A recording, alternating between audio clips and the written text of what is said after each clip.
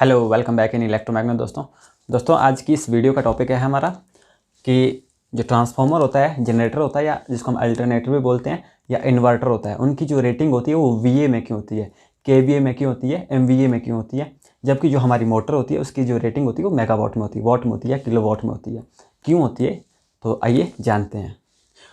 तो दोस्तों सबसे पहले मैं आपको बता देता हूँ, चाहे केवीए हो, ठीक है, जो वीए केवी एमवी हो, या फिर वाट किलोवाट या मेगावाट हो, ये है तो पावर की रेटिंग ही, ठीक है तो ये क्या रिप्रेजेंट कर रहा है, ये पावर ही रिप्रेजेंट कर रहा है। ये भी हमारा क्या कर रहा है, पावर को रिप्रेजेंट कर रहा है।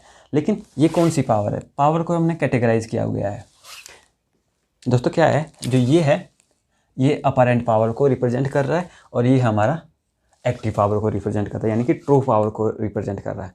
आपके दिमाग में क्वेश्चन होगा भी, क्या एक्टिव पावर, क्या अपरेंट पावर।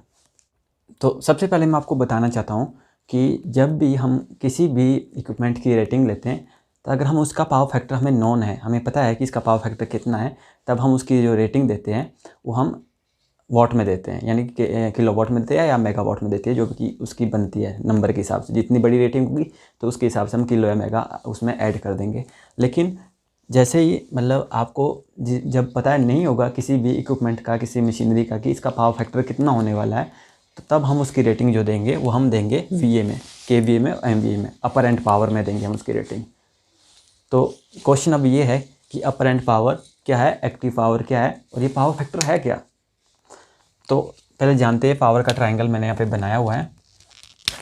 तो दोस्तों क्या होता है, जो टोटल पावर होती है जिसके साथ इक्विपमेंट डील करता है, या कोई चाहे ट्रांसफार्मर हो या अल्टरनेटर हो या इन्वर्टर हो, जो डील कर रहा है जिस पावर के साथ, जो टोटल जो पावर है जिसके साथ वो डील कर रहा है, उसको हम बोलेंगे अपरेंट पावर, ठीक है, वो है अपरेंट पावर। लेकिन उस अपरेंट पावर में से कुछ पार्ट आपका जो पावर का वो यूज़फुल पावर में कन्वर्ट हो रहा है, यानी कि वो यूज़फुल वर्क में कन्वर्ट हो रहा है, वो एक्चुअली कंज्यूम हो रही है वो पावर, और कुछ पार्ट जो आपकी पावर जो वेस्ट में जा रही है।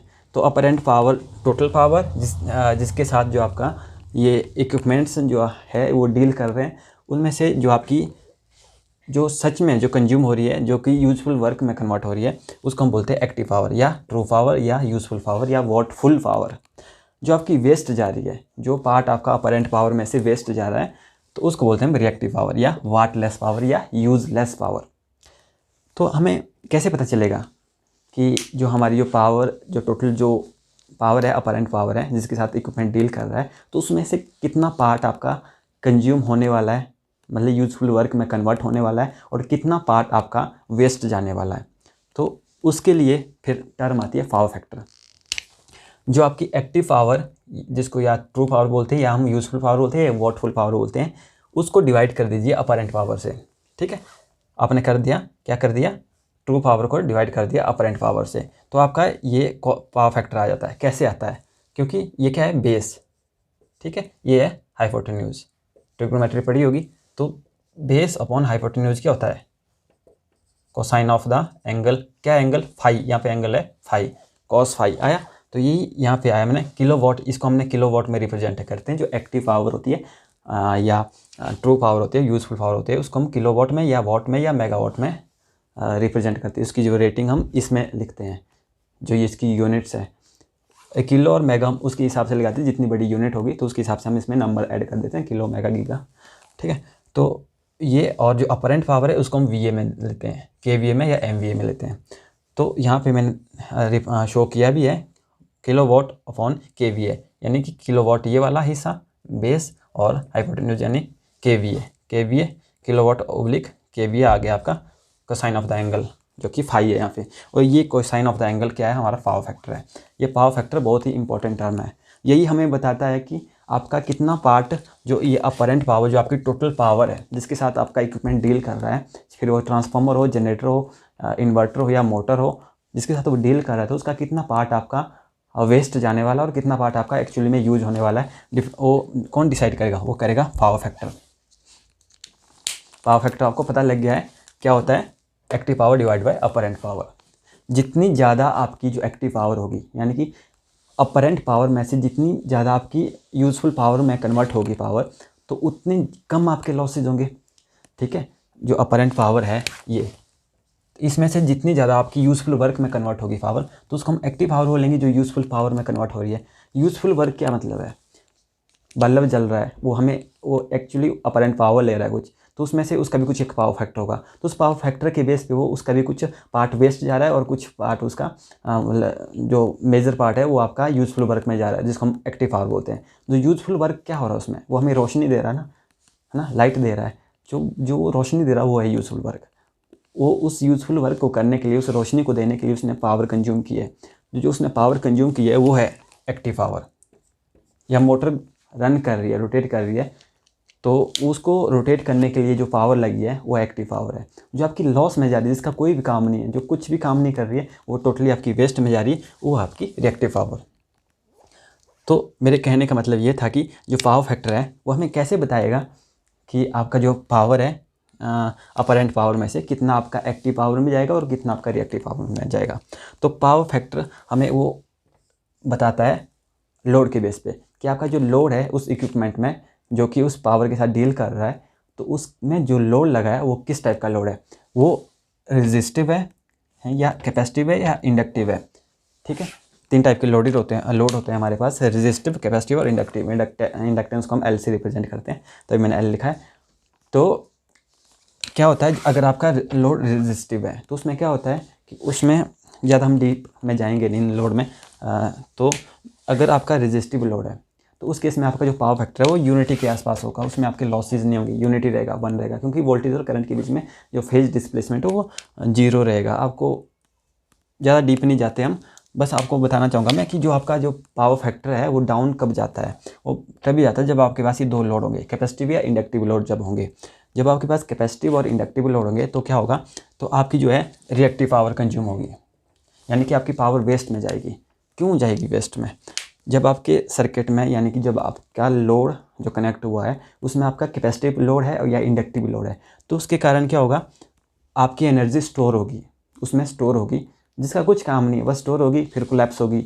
मतलब कि जो पावर आपकी सोर्स से लोड की ओर जा रही है, लोड में वो स्टोर होगी और फिर वहाँ से कोलैप्स होकर वापस आएगी, फिर से जाएगी, घूमेगी, मतलब ऐसे ही मतलब लोड की ओर फ्लो होगी, लोड से फिर सोर्स की ओर, लोड से सोर्स, मतलब यही चक्कर लगाती रहेगी। ऐसा क्यों होगा? ऐसा इसलिए होगा क्योंकि जो कैपेसिटर है वो स्टोर करता है energy in the form of electric field, और इंडक्टर लोड जो एनर्जी स्टोर करता है वो in the form of magnetic field store करता है एनर्जी। तो ये एनर्जी स्टोर करते हैं, लेकिन प्योर भी कोई नहीं होता है, कैपेसिटर भी प्योर नहीं होगा, या इंडक्टर होता है प्योर होता ही कुछ नहीं है, तो उसमें कुछ रेजिस्टेंस का भी पार्ट होगा, जिस कारण जब जो पावर आपकी जो रिएक्टिव पावर है जो वो घूम रही है सर्किट में, स्टोर हो रही है, फिर उसके बाद कोलैप्स होकर सोर्स की ओर आ रही है, सोर्स से फिर से लोड की ओर जा रही है, वहाँ पे स्टोर हो रही है, फिर कोलैप्स हो रही है। तो जब ये घूम रही है इस तरह से फालतू की घूम रही है, कोई काम नहीं कर रही है, यूजफुल वर्क इसका कुछ नहीं है, बस ये स्टोर होकर कोलैप्स हो रही है, स्टोर हो रही है, कोलैप्स हो रही है, बस यही है, उसका बैक एंड फोर्थ होती रहेगी रिएक्टिव पावर। तो इसका यूजफुल वर्क कुछ नहीं है। लेकिन जब ये ऐसे साइकिल में घूम रही है तो ये रेजिस्टेंस तो होगा ही आपका सर्किट में, कैपेसिटर का भी होगा, इंडक्टर का भी होगा, क्योंकि प्योर तो होंगे नहीं, तो उसमें आपके लॉसेज में वो पावर आपकी चली जाएगी, वो सारी लॉसेज में जाएगी। तो आपका जो रिएक्टिव पावर है ये पूरा लॉस है, इसका कोई रोल नहीं है। रोल है ट्रांसमिशन सिस्टम में वोल्टेज की स्टेबिलिटी को मेंटेन करने के लिए, वो हम अभी जानेंगे नहीं, वो अनदर टॉपिक है। अभी हम बात कर रहे हैं रेटिंग की, ये रेटिंग हमने क्यों दी है। तो मेरे कहने का मतलब ये था कि पावर फैक्टर हमें बताता है कि कितना पार्ट आपका एक्टिव पावर में जाएगा और कितना पार्ट आपका रिएक्टिव पावर में जाएगा। जैसे कि आपका जो पावर फैक्टर की वैल्यू रहती है 0 से 1 के बीच में, 0 से 1 के बीच में हाईएस्ट आपकी 1 होगी, 1 से ऊपर नहीं होगी। क्यों? क्योंकि जो अपरेंट पावर आपकी टोटल पावर है जिसके साथ इक्विपमेंट डील कर रहा है।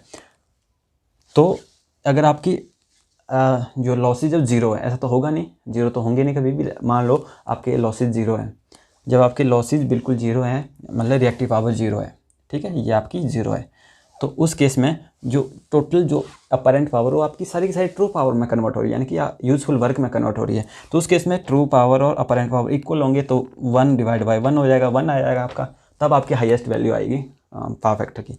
जैसे जैसे आपका जो ये लोड आएंगे कैपेसिटिव और इंडक्टिव लोड, तो जो आपका पावर फैक्टर है ये वाला पावर फैक्टर आपका डाउन चला जाएगा।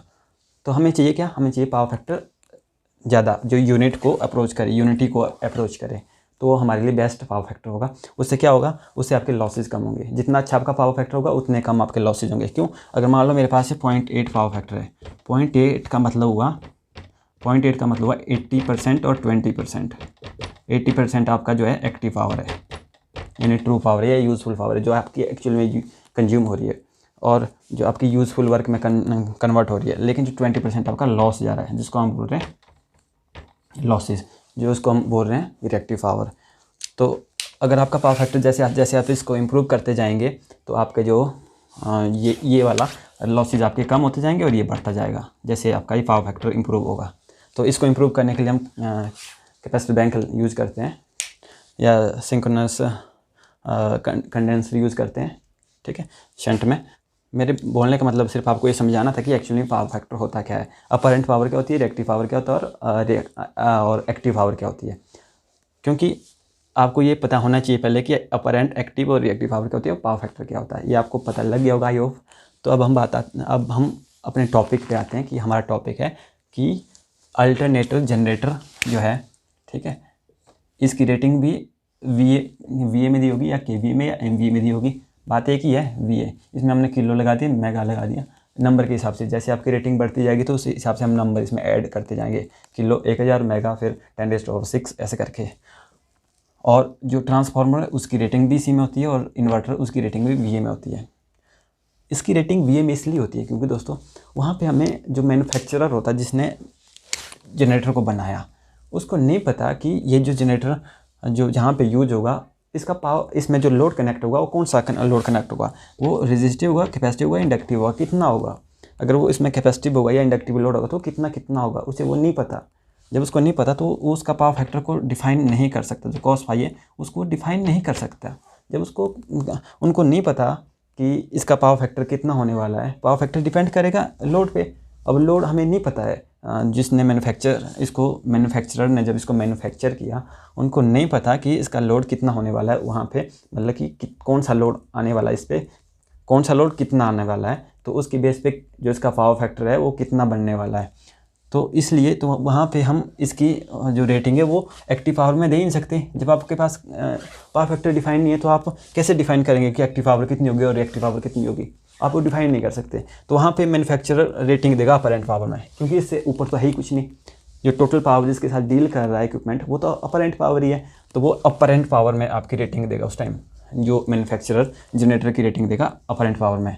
तो आपने देखा होगा जो जनरेटर होता है उनकी रेटिंग होती है एमवीए में, जो बड़े जनरेटर होते हैं, छोटे फिर केवीए, वीए में तो बहुत कम ही होंगे, वैसे जनरेटर बड़े ही होते हैं, छोटे भी होते हैं, लेकिन जो जैसे कि जनरेटिंग प्लांट्स में आपको मिलेंगे एमवीए में उनकी रेटिंग होती है। सपोज आपके पास 278 एमवीए का यहाँ पे जनरेटर है, तो 278 एमवीए का जनरेटर मैन्युफैक्चरर ने मैन्युफैक्चर कर दिया। फिर आगे उसमें लोड, जब उसको कनेक्ट किया पावर प्लांट में, तो फिर उन्होंने उस पर लोड कनेक्ट किया, तो उस पर एक्टिव जो क्या बोलते हैं, इस पर लोड रेजिस्टिव, कैपेसिटिव, इंडक्टिव कुछ ना कुछ लोड रहेगा, तो उसके बेस पे उसका कुछ पावर फैक्टर डिसाइड होगा। सपोज वहाँ पे 0.9 उसका पावर फैक्टर है, लेकिन ये कांस्टेंट तो होगा नहीं कभी, पावर फैक्टर तो वेरी करता जाएगा। जैसे जैसे आपके लोड वेरी करेंगे उसी तरह से आपका जो पावर फैक्टर वो भी फ्लक्चुएट करेगा, वो कांस्टेंट कभी नहीं, हमें पता चल भी जाए कि इसका कितना पावर फैक्टर है, तो फिर वो पावर फैक्टर कांस्टेंट तो होने वाला नहीं है। तो हम क्यों इसकी रेटिंग उसमें देंगे मेगावाट में, क्योंकि पावर फैक्टर वेरी करेगा लोड के साथ साथ, तो मेगावाट भी वेरी करेंगे ऊपर नीचे। तो हम, लेकिन एमवीए तो वेरी नहीं करेगा क्योंकि तो अपरेंट पावर, तो टोटल पावर है, उसका तो पावर फैक्टर से कोई लेना देना नहीं। क्यों? क्योंकि उसका प्रोडक्ट है वोल्टेज और करंट का प्रोडक्ट होता है अपरेंट पावर, जबकि जो एक्टिव पावर होती है वोल्टेज, करंट और पावर फैक्टर का प्रोडक्ट होती है। और जो रिएक्टिव पावर वो किसका प्रोडक्ट होती है, वोल्टेज, करंट और साइन ऑफ द एंगल, जो बीच वोल्टेज और करंट के बीच में जो एंगल रहेगा, ठीक है। सो गाइस, जब मैन्युफैक्चरर जनरेटर को मैन्युफैक्चर करेगा तो वो इसकी रेटिंग अपरेंट पावर में देंगे, क्योंकि तो अपरेंट पावर में देंगे रेटिंग, फिर उसके हिसाब से जब आप आगे जब उस पर लोड कनेक्ट करेंगे तो उसके हिसाब से उसका पावर फैक्टर डिसाइड हो जाएगा, तो एक्टिव और रिएक्टिव पावर में खुद वो डिवाइड हो ही जाएगा। तो ट्रांसफार्मर का वही केस है, इसमें भी जो पावर होगी वो भी हम उसकी रेटिंग भी हम केवीए में ही देते हैं या एमवीए में देते हैं, वीए में देते हैं, क्योंकि वहाँ भी हमें पता नहीं होता कि किस सेकेंडरी साइड में जो लोड कनेक्ट होने वाला है वो कौन सा लोड कनेक्ट होने वाला है, कैपेसिटिव, इंडक्टिव कौन सा है, तो उसके बेस पे कितना पावर फैक्टर होगा वो हमें नहीं पता होता ट्रांसफार्मर का, क्योंकि जो पावर फैक्टर है वो वेरी करेगा, कॉस फाई जो है वेरी करेगा लोड के हिसाब से। तो इस तरह से इन्वर्टर है, इसमें हम डीसी देंगे, यहाँ पे इनपुट में बैटरी से डीसी लेगा, हमें एसी देगा आउटपुट में, और एसी हम आउटपुट में दिया, लेकिन आगे हम लोड कनेक्ट करेंगे। अब आपके घर में क्या लोड है, इंडक्टिव है, कैपेसिटिव है या रेजिस्टिव है, वो मैन्युफैक्चरर को थोड़ा ना पता है कि आपके घर में कौन कौन से लोड हैं। तो उन्होंने इसको भी, इसकी रेटिंग भी फिर अपरेंट पावर में दी होगी या VA में दी होगी इसकी, तो या KVA में दी होगी या MVA, जिस हिसाब से जितनी बड़ी रेटिंग का ही होगा। तो दोस्तों अब बात करते हैं मोटर की। जो मोटर होती है उसकी रेटिंग हमने वॉट में दी होती है, किलो वॉट में दी होती है या मेगावाट में दी होती है। वो इसलिए दी होती है क्योंकि उसका हमें पावर फैक्टर जो है वो डिफाइन होता है। उसका पावर फैक्टर पहले से मैन्युफैक्चरर को पता होता है। क्यों? क्योंकि जो मोटर होती है उसमें हम सप्लाई देते हैं, लेकिन उसकी आउटपुट में हम तो इलेक्ट्रिकल का कोई लोड कनेक्ट करते नहीं है। उसमें शाफ्ट निकलती है ना जो घूमती है, इसके आगे हमने कोई मैकेनिकल का लोड लगाया होगा, कोई पंप लगाया होगा जो घूम रहा है, ठीक है, या पानी को पंप कर रहा है या कुछ और काम कर रहे हैं मोटर से, तो मैकेनिकल का काम कर रहे हैं, ठीक है, मैकेनिकल लोड है इस पर। लेकिन मैकेनिकल लोड का कोई इस पर फ़र्क नहीं पड़ता पावर फैक्टर पे। पावर फैक्टर इस पे डिपेंड नहीं करता मैकेनिकल लोड पे। पावर फैक्टर डिपेंड करता है इलेक्ट्रिकल लोड पे, जो कि आपके 3 टाइप के लोड हैं, रेजिस्टिव, कैपेसिटिव और इंडक्टिव लोड है। इन पे डिपेंड करता है पावर फैक्टर, लेकिन मैकेनिकल लोड पे ये डिपेंड नहीं करता। तो जब मैन्युफैक्चरर ने इसको मैन्युफैक्चर किया मोटर को, किसी भी मोटर को, तो उन्होंने पहले उसको पता कर लिया कि अगर ये 100, सपोज ये फिर 100 VA के साथ ये डील कर रही है, 100 VA की पावर के साथ मोटर डील कर रही है, और जब ये फुल लोड पे चलेगी तो इसका मान लो पावर फैक्टर 0.8 आ रहा है, 0.8 पावर फैक्टर आ रहा है मैन्युफैक्चरर के पास जब उन्होंने इसको टेस्ट किया। क्योंकि इसकी अंदर वाइंडिंग है, इंडक्टिव लोड है, जो वाइंडिंग है वो इंडक्टिव है, इंडक्टिव नेचर का है, तो उसके कारण भी इसका जो पावर फैक्टर डाउन होगा। तो मान लो इसका जो डिज़ाइन पावर फैक्टर है वो 0.8 है, तो 0.8 ही रहेगा। वो वेरी कैसे करेगा? आगे उसमें जो लोड होगा वो मैकेनिकल होगा, तो पहले से डिफाइन है वो। तो इसलिए उन्होंने VA में उसकी रेटिंग नहीं दी, तो उन्होंने वहाँ पे वॉट में दिया, किलो वॉट में दी। तो जैसे VA में है तो मुझे अब VA को वॉट में कन्वर्ट करना है, तो कुछ नहीं करना है। VA को अगर मेरे को वॉट में कन्वर्ट करना है, जैसे आपको पता ही होगा, जैसे ये है आपका, ये जो VA है करंट इनटू वोल्टेज, ठीक है, लेकिन जो आपकी एक्टिव पावर होती है वो होती है वोल्टेज, करंट और cos फाई का प्रोडक्ट होता है। तो इसी तरह से आपने क्या करना है, जो आपका पावर फैक्टर होगा उसको आपने मल्टीप्लाई करना है इसके साथ। जैसे 100 VA इंटू 0.8 कर दिया आपने, ठीक है, ये कितना हो गया? 80 वॉट। जो आपकी मोटर होगी अगर वो 100 VA के साथ डील कर रही है और 0.8 उसका पावर फैक्टर, जो कि मैन्युफैक्चरर ने डिफाइन कर दिया पहले से ही, क्योंकि उसका पावर फैक्टर तो वेरी होने वाला नहीं है, उस पर कोई इलेक्ट्रिकल का लोड नहीं होगा कनेक्ट, तो उसका पावर फैक्टर पहले से डिफाइन है, जिसके कारण उसका हमने पहले से हमने वॉट निकाल दिया। और ये वॉट जो फिक्स रहेंगे कि इतना होगा इसका, फुल लोड पे इतना पावर फैक्टर आएगा, तो जो फुल लोड पे जो ये यूजफुल वर्क में जो पावर कन्वर्ट होने वाली है वो 80 वॉट होगी, जो आपकी एक्चुअल में कंज्यूम होने वाली पावर है। जो आपकी सच में कंज्यूम होगी वो 80 वॉट है। बाकी जो 20 जो VA है, 100 VA में से जो इसका पोर्शन है वो आपका लॉस में जाएगा, क्योंकि वो रिएक्टिव पावर होगी। तो जो मैन्युफैक्चरर क्या करता है, जो नेम प्लेट पे आपकी जो पावर देता है वो मोटर के केस में वॉट में देगा, किलो वॉट में देगा या हॉर्स पावर में देगा, क्योंकि हॉर्स पावर मैकेनिकल का यूनिट है। आपके आउटपुट में मैकेनिकल पावर निकलती है, तो हॉर्स पावर में उसकी यूनिट रहती है, या किलो वॉट में रहती है, जो कि इलेक्ट्रिकल की यूनिट है।